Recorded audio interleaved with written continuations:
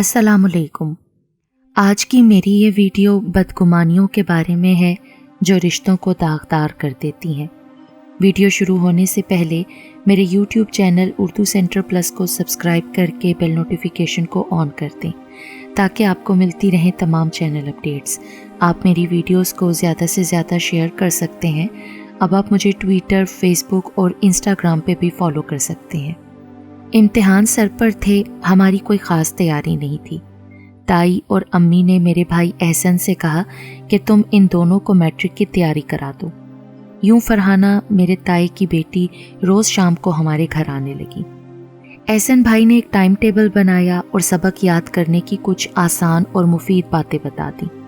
انگریزی کے ساتھ ساتھ وہ ہمیں حساب کے سوالات بھی سمجھاتے تھے۔ ہم دونوں تقریباً روزانہ شام کو 3 گھنٹے بھائی جان سے پڑھتی تھیں۔ اسی دوران بھائی جان کے دل میں فرحانہ کی معصومیت نے گھر کر لیا۔ انہی دنوں امی ان کے لیے لڑکی کی تلاش کر رہی تھیں، لہٰذا بھائی نے ضروری سمجھا کہ میرے ذریعے سے امی کو اپنے دلی جذبات سے آگاہ کر دیں۔ میں نے امی کو بتایا کہ احسن بھائی فرحانہ سے شادی کرنا چاہتے ہیں، لہٰذا آپ ان کے لیے کہیں اور لڑکی نہ دیکھیں۔ دراصل ابو اور تایا کی بھی یہی خواہش تھی کہ فرحانہ کا رشتہ احسن سے ہی ہو، لیکن امی اور تائی اس بندھن سے گریزاں تھیں۔ جب بیٹے کی رضا اور مرضی سے میں نے ان کو آگاہ کیا تو وہ تھم گئی۔ ظاہر ہے فرحانہ میں کوئی کمی نہ تھی، تاہم یہ قدرتی بات ہے کہ جب جٹھانیاں دیورانیاں عرصے تک ایک ساتھ رہتی رہی ہوں تو کچھ نہ کچھ مسئلے مسائل آپس میں رہتے ہی ہیں۔ یہاں بتاتی چلوں کہ شادی کے بعد بہت سال امی ابو تایا تائی ایک ساتھ ایک گھر میں رہائش پذیر رہے تھے۔ جب دادی کا انتقال ہو گیا اور ہم بچے بھی باشعور ہو گئے تو دونوں بھائی علیحدہ گھروں میں سکونت پذیر ہو گئے۔ ہم دونوں نے امتیازی نمبروں سے میٹرک کا امتحان پاس کیا تو تائی اور فرحانہ میرے بھائی کا شکریہ ادا کرنے ہمارے گھر آئیں۔ شام کا وقت تھا، میں فرحانہ کو لے کر چھت پر چلی گئی۔ باتوں باتوں میں نے اس سے پوچھا کہ اگر ہم تمہارا رشتہ احسن بھائی کے لیے مانگ لیں تو کیسا رہے گا؟ وہ مسکرائی اور شرما کر منہ چھپا لیا۔ میں تمہاری مرضی معلوم کرنا چاہتی ہوں، اس طرح شرما کر منہ نہ چھپاؤ، مجھے ہاں یا نہ میں جواب دو تاکہ میں امی کو تمہارے گھر جانے کا کہوں۔ وہ بولی، یہ تو تم نے میرے دل کی بات مجھ سے پوچھی ہے، مجھے بھی احسن اچھے لگتے ہیں۔ اس کا جواب سن کر میں خوش ہو گئی، جیسے میرے سر سے بوجھ اتر گیا ہو۔ اگلے دن وہ آئی تو میں نے ان دونوں کو بات کرنے کا موقع دیا اور چائے بنانے کا بہانہ کر کے ان کے درمیان سے اٹھ گئی۔ جب چائے بنا کر لائی تو دیکھا کہ وہ اکیلی بیٹھی تھی۔ میں محسوس کر رہی تھی کہ احسن بھائی اپنی اس تایا ذات میں دلچسپی لیتے ہیں، مگر وہ لڑکی تھی، بھائی بھی شرمیلے تھے، چاہنے کے باوجود اس سے بات نہیں کرتے تھے۔ بہرحال اس رشتے میں دونوں کی رضا تو شامل تھی ہی، لہٰذا میں نے امی کو راضی کر لیا اور تائی کے گھر بھیجا کہ وہ رشتے کی بات کریں۔ کچھ پس و پیش کے بعد تائی نے بھی حامی بھر لی اور بات چیت طے ہو گئی۔ پھر منگنی کا مرحلہ آیا۔ منگنی بھی دھوم دھام سے ہو گئی۔ منگنی کے فوراً بعد ہی تایا جی نے شادی کا مطالبہ کر دیا۔ احسن بھائی نئے برسر روزگار ہوئے تھے۔ امی چاہتی تھیں جس طرح منگنی دھوم دھام سے کی ہے، شادی بھی دھوم دھام سے ہو، لہٰذا انہوں نے 2 سال کی مہلت مانگی تاکہ اچھی بری اور زیور بنا سکیں۔ مگر تایا جی دل کے مریض تھے، چاہتے تھے جلد اس فرض سے سبکدوش ہو جائے، لہٰذا انہوں نے 2 ٹوک کہہ دیا کہ یا تو لڑکی کو بیاہ کر لے جاؤ ورنہ میں بات ختم کر دیتا ہوں اور زیادہ دن انتظار نہیں کر سکتا۔ تایا جی کی اس بات سے ہم سبھی پریشان ہو گئے۔ فرحانہ اور احسن بھائی کی پریشانی دیکھی نہیں جاتی تھی۔ ابو نے کہا ٹھیک ہے، ہم شربت کے گلاس پر نکاح پڑھوا کر لڑکی کو رخصت کر دیں گے۔ اس پر تائی بگڑ گئیں، کہنے لگیں کہ میری تو ایک ہی بیٹی ہے، شادی میں تو میں خوب دل کے ارمان نکالوں گی، آپ کو خوب اچھی بری لانی ہوگی اور زیور بھی 20 تولے سے کم نہ ہو، شادی بھی دھوم دھام سے ہوگی، اب اگر آپ کو منظور نہیں تو نہ صحیح۔ اور ابو کہتے تھے کہ میں تو ایک معمولی تنخواہ دار ملازم ہوں، تمام عمر بچوں کو روکھی سوکھی کھلائی ہے، میری آمدنی اگر حرام کی ہوتی تو اتنا جمع کیا ہوتا کہ میرے تمام دل درد دور نہ ہو گئے ہوتے۔ احسن بھائی کو ملازمت ملے جمعہ 8 دن ہوئے تھے، ان کے پاس بھی اتنی رقم نہ تھی کہ 2 تولے سونا خرید سکتے، کجا 20 تولے خرید کر زیور بنوانا تو اس دور میں جوئے شیر لانے کے برابر تھا۔ تائی کے مطالبوں سے ہم لوگ بہت مشکل میں پھنسے ہوئے تھے کہ انہی دنوں ابو کی بڑی بہن لاہور سے آ گئی۔ انہوں نے ہمارا مسئلہ سنا تو تایا کے گھر جا کر ان پر برس پڑی. کہا کہ تم لوگوں کو لحاظ نہیں ہے، ایک باپ دادا کی اولاد ہو کر کیسی غیروں جیسی شرطیں لگا رہے ہو. نہ تو فرحانہ ان کے لیے دوسری ہے اور نہ احسن تمہارے لیے غیر. غرض انہوں نے بھائی اور بھابھی کو خوب آڑے ہاتھوں لیا اور ان سے منوا کر دم لیا کہ وہ فرحانہ اور احسن کی شادی سادگی سے کر دیں. وہ خاندان میں سب سے بزرگ اور قابل احترام تھی. دادی کے بعد بھائیوں نے ان کو ماں کی جگہ احترام کا درجہ دیا تھا. طے پایا کہ احسن اور فرحانہ کا نکاح سادگی سے کر دیا جائے اور سال بعد رخصتی اچھے طریقے سے کی جائے تاکہ کچھ پیسہ بری اور زیور کے لیے پس انداز ہو سکے. ابو امی نے اس فیصلے کو قبول کر لیا اور زیادہ خرچہ کیے بغیر بچوں کا نکاح سادگی سے ہو گیا. یہ ایک بڑی ٹینشن تھی جو اب دور ہو گئی. وقت گزرنے لگا. بے شک وقت گزرتے دیر نہیں لگتی، لیکن یہ وقت احسن اور فرحانہ کے لیے تو صدیوں جیسا تھا. اس کی ایک وجہ یہ بھی تھی کہ ہمارے یہاں صدیوں سے رواج ہے کہ نکاح کے بعد جب تک رخصتی نہ ہو جائے لڑکی اور لڑکا ایک دوسرے سے پردہ کرتے ہیں. یہاں بھی یہی معاملہ ہوا. فرحانہ کی احسن بھائی سے ملاقاتیں اور باتیں پابند ہو گئیں. بس اس رواج نے ان دونوں کا بیڑا غرق کر دیا. انہی دنوں کینیڈا سے میری چھوٹی پھپھو آ گئیں. وہ اپنے بیٹے کے ساتھ آئی تھیں. فہد نے جب پہلی بار فرحانہ کو دیکھا وہ اس پر فریفتہ ہو گیا. ویسے بھی یہ لوگ فہد کے لیے لڑکی دیکھنے آئے تھے. لڑکی تو گھر میں مل گئی، لیکن ان کو جب علم ہوا کہ فرحانہ کا نکاح احسن کے ساتھ ہو چکا ہے تو ان کے ارمانوں پر اوس پڑ گئی. کہتے ہیں کہ زندگی میں ہر انسان کو محبت ضرور ہوتی ہے اور محبت کی خوشبودار بیل ہر انسان کو پلک جھپکتے ہی اپنی لپیٹ میں لے لیتی ہے. ایسے میں کوئی شخص اپنی شاطرانہ چالوں سے دو انسانوں کے درمیان جدائی کا سبب بن جاتا ہے.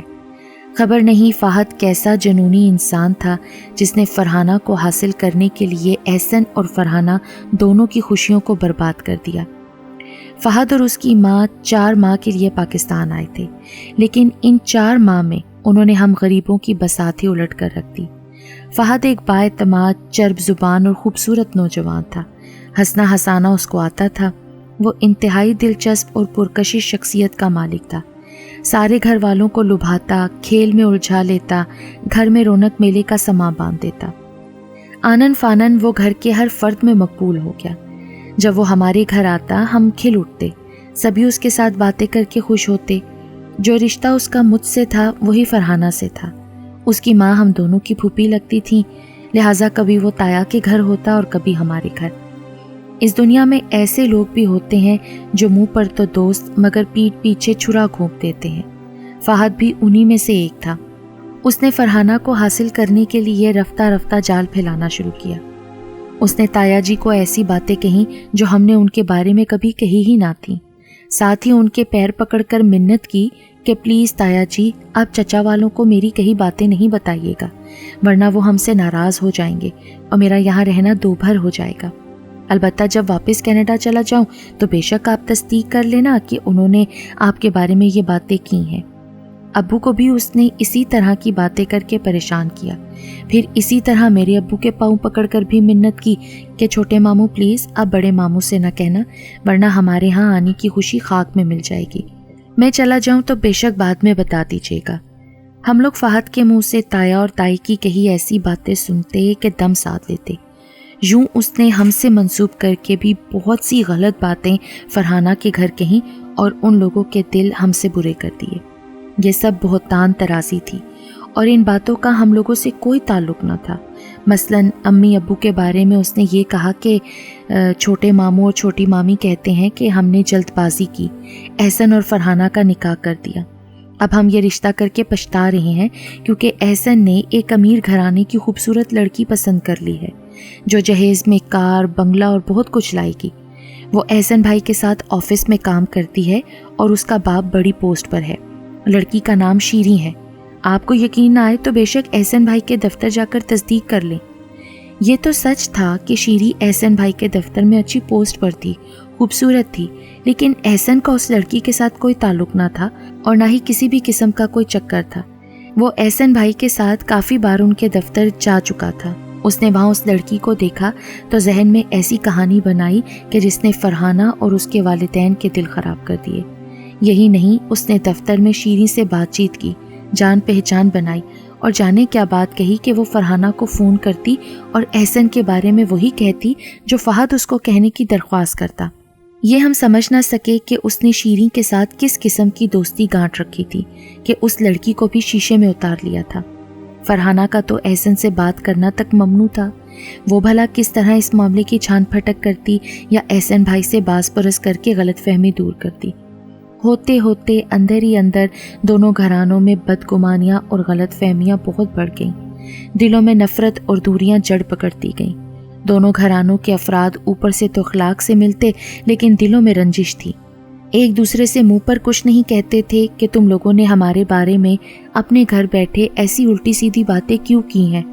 فہد تو ویسے ہی دونوں گھروں میں ہر دل عزیز اور چہیتا بھانجا تھا، کسی کو ذرا پر بھی یہ گمان نہ گزرا کہ یہ بھانجا ہی فتنہ پھیلا رہا ہے، اور اس کا اصل مقصد کیا ہے۔ اپنے مقصد کے بارے میں تو اس چالاک نے کسی کو ہوا تک نہ لگنے دی تھی۔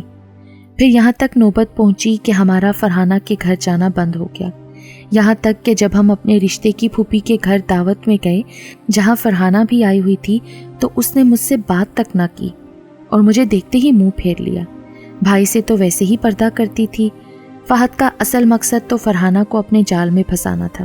وہ اگر ہمارے گھر آتی رہتی یا ہم ان کے گھر جاتے رہتے تو فہد کی باتوں کا پول کھل جانا تھا۔ تبھی اس نے یہ اسکیم سوچی تھی۔ یوں ایسی سرد جنگ چل پڑی کہ دل کوسوں میل دور ہو گئے، مگر فہد کا پول کسی نے بھی نہ کھولا۔ کچھ غلطی ہماری بھی تھی کہ اس کی مکاری کو نہ سمجھ سکے۔ یہی سمجھتے رہے کہ اگر وہ ہم کو تایا اور تائی کی کئی باتیں آ کر بتاتا ہے تو خیر خواہی کر رہا ہے اور سچ ہی بتا رہا ہے۔ آخر کار وہ اپنے مقصد میں کامیاب ہو گیا اور اس نے احسن بھائی کے خلاف فرحانہ کے دل میں غلط فہمیاں ڈال کر خود اپنی محبت کا جھنڈا گاڑ دیا۔ کچھ دنوں میں ہی فرحانہ کے والد نے میرے ابو سے فرحانہ کی طلاق کا مطالبہ کر دیا۔ امی ابو بھی خار کھائے بیٹھے تھے، انہوں نے بھائی جان کو حکم دیا کہ طلاق نامے پر دستخط کر دو، ہم جا کر ان لالچی لوگوں کے منہ پر مار کر آتے ہیں جنہوں نے 20 تولے سونے اور شاندار بری کی خاطر ہم کو اس قدر ذلیل کیا ہے۔ میرا فرما بردار بھائی بیچارہ گھٹ کر رہ گیا۔ پہلی بار اس نے ہمت سے کام لے کر کہا، اس حکم سے پہلے مجھے ایک بار فرحانہ سے بات کرنے دیجیے، مگر والدین کے نادر شاہی حکم کے آگے اس کی ایک نہ چلی اور اس نے دل ریزہ ریزہ سے طلاق نامے پر دستخط کر کے ابو جان کے حوالے کیا۔ یوں میرے بے قصور بھولے بھالے بھائی کے حق پر اس شاطر نے کمال چالاکی سے ڈاکہ مارا اور پاکستان میں رہنے کی مدت بڑھوا کر تایا جان کو گھیر کر فرحانہ سے شادی کر لی۔ تایا کے سامنے بہن کا بیٹا جو فورن نیشنل تھا موجود تھا، ان کو لگا کہ احسن سے زیادہ اچھا فہد کا رشتہ ہے، یہ کینیڈین نیشنل ہے، دولت سے مالا مال ہے، تبھی تو انہوں نے ہماری طرف سے دل صاف کرنے کی بجائے ہنس کر فہد کا رشتہ قبول کر لیا اور غلط فہمیاں دور کرنے کے بارے میں کوئی تردد نہ کیا۔ فہد اور فرحانہ کی شادی کے تھوڑے دنوں بعد ہی فہد کا ویزا ختم ہو گیا، اب ان لوگوں کا واپس جانا لازم تھا۔ طے یہ ہوا کہ فرحانہ کا پاسپورٹ بنوا کر فوٹو کاپی لے جاتے ہیں، کچھ عرصے کے بعد بلوا لیں گے، لیکن وہاں گئے کئی ماہ گزر گئے، ویزا نہ آیا، جیسے وہ فرحانہ کو اپنے پاس بلوانے والی بات کو بھول ہی گئے ہوں۔ ادھر فرحانہ شوہر کے پاس جانے کے انتظار میں دن گن رہی تھی۔ ایک دن ہمیں کسی تقریب میں ایک عورت اور لڑکی ملی، انہوں نے بتایا کہ کینیڈا میں ہم آپ لوگوں کے رشتہ داروں کے قریب رہتے ہیں، فہد نے وہاں شادی کر رکھی ہے، اس کے تو بچے بھی ہیں۔ والد صاحب یہ سن کر سکتے میں آ گئے، وہ اسی وقت تایا جی کے گھر گئے۔ فرحانہ اور فہد کی شادی کے کافی عرصے بعد وہ پہلی بار اپنے بڑے بھائی کے گھر جا کر ان سے ملے تھے۔ انہوں نے یہ خبر سنائی، فرحانہ اس اطلاع کو سنتے ہی بے ہوش ہو گئی۔ اس دوران تمام پچھلی باتیں کی گئیں اور فہد کی لگائی باتوں کی تصدیق بھی کی گئی تو تمام باتیں غلط ثابت ہوئیں۔ ابو، امی، تایا، تائی سب نے قسمیں کھائیں کہ ہم نے تو یہ باتیں کبھی کہی ہی نہیں تھیں۔ اب دونوں بھائی افسوس میں تھے کہ ہم نے دلوں میں کدورت پالنے کی بجائے ایک دوسرے کو فہد سے سنی ہوئی باتیں بتا کر تصدیق کیوں نہ کر لی تھی، جو اتنا بڑا صدمہ جھیلنا پڑا۔ تایا سخت غصے اور صدمے میں تھے۔ انہوں نے کینیڈا فون کر کے اپنی چھوٹی بہن سے بات کی اور ان سے قسم دے کر فہد کی شادی کے بارے میں پوچھا تو انہوں نے لا علمی کا اظہار کیا۔ یہ بھی بتایا کہ ملازمت کے سبب وہ دوسرے صوبے میں رہتا ہے اور کبھی کبھار چھٹیوں میں آتا ہے، میں اس سے فون کر کے پوچھوں گی۔ وہ کیا پوچھتی، متعدد بار پوچھا گیا مگر وہاں سے کوئی تسلی بخش جواب نہ ملا۔ اب دوسرے ملک کا معاملہ تھا سو لٹک گیا۔ 4 سال اسی طرح ان کے انتظار میں گزر گئے۔ آخر بڑی پھپھو کاغذات لے کر کینیڈا گئیں اور چھوٹی پھپھو پر زور ڈالا کہ بسانا ہے تو بساؤ ورنہ طلاق دو۔ ایک تو بھائی کے ساتھ دھوکہ کیا، اوپر سے چپ ساتھ لی ہے۔ کیا لڑکی کی زندگی یوں ہی برباد ہوتی رہے گی؟ خبر تو صحیح تھی، فہد نے وہاں شادی کی ہوئی تھی اور 2 بچے بھی تھے۔ بڑی پھپھو طلاق کے کاغذات پر دستخط کروا کے لے آئیں۔ احسن بھائی کا ایسا دل ٹوٹا تھا کہ شادی کا نام نہ لیتے تھے۔ بہرحال قسمت میں ان کی فرحانہ ہی لکھی گئی تھی، سو انہوں نے والدین کے سمجھانے سے اس کے ساتھ دوبارہ نکاح کیا۔ نکاح تو ہو گیا مگر وہ پہلی سی بات نہ رہی تھی۔ پھر بھی خاندانی شرافت کا ہاتھ انہوں نے پکڑے رکھا اور بیوی کے ساتھ پرسکون زندگی گزارنے کا عہد کیا۔ آج فرحانہ میری بھابھی ہے، ان کے 3 بچے ہیں، وہ بھائی کے ساتھ خوش و خرم زندگی گزار رہی ہے۔ تاہم جو داغ فہد نے لگایا تھا وہ تو باقی ہے۔ میرے بھائی کا یہ گھاؤ بہت گہرا ہے جو کبھی کبھی ہرا ہو جاتا ہے، اور اس گھاؤ کا مرہم احسن بھائی کے بچے ہیں جو اس کی جلن کو محسوس نہیں ہونے دیتے۔